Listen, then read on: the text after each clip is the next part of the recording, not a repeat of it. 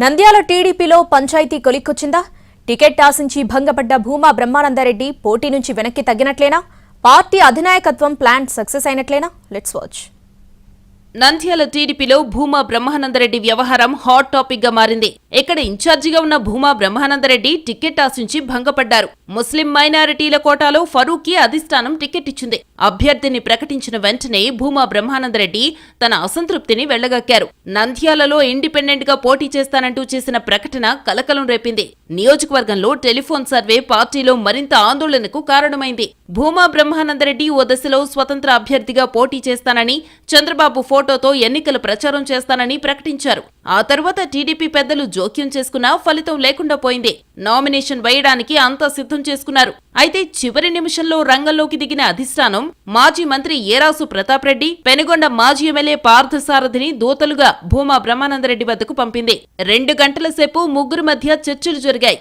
అయితే తాను 4 ఏళ్లు ఇన్ఛార్జిగా పనిచేశానని, పార్టీ ఉనికిని కాపాడటానికి భారీగా ఖర్చు చేస్తానని బ్రహ్మానందరెడ్డి తన వాదన వినిపించారు. ఫరూక్ తనను నిర్లక్ష్యం చేశారని, తన వర్గానికి చెందిన వాళ్లను వార్డు, గ్రామ ఇన్ఛార్జి పదవుల నుంచి తొలగించి కొత్త వాళ్లను నియమించారని ఆరోపించారు. రాబోయే రోజుల్లో ఫిరోజ్ కెరియర్ కు తాను అడ్డు లేకుండా పార్టీ నుంచి పంపే ప్రయత్నం జరిగిందని తన ఆవేదన వెళ్లగక్కారు. అయితే ఏ పరిస్థితుల్లో అధిష్టానం ఫరూక్ కి టికెట్ ఇచ్చిందనేది నేతలు నచ్చజెప్పారు.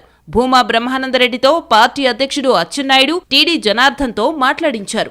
ఆఖరకు తెలుగు యువత రాష్ట్ర అధ్యక్ష పదవి భూమా బ్రహ్మానందరెడ్డికి ఇచ్చేలా ఒప్పందం కుదిరింది. టీడీపీ అధికారంలోకి వచ్చాక నామినేటెడ్ పదవిని ఆఫర్ చేశారు.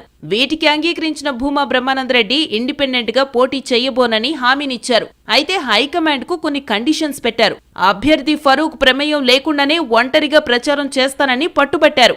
అందుకు టీడీపీ దూతలు ఒప్పుకున్నారు.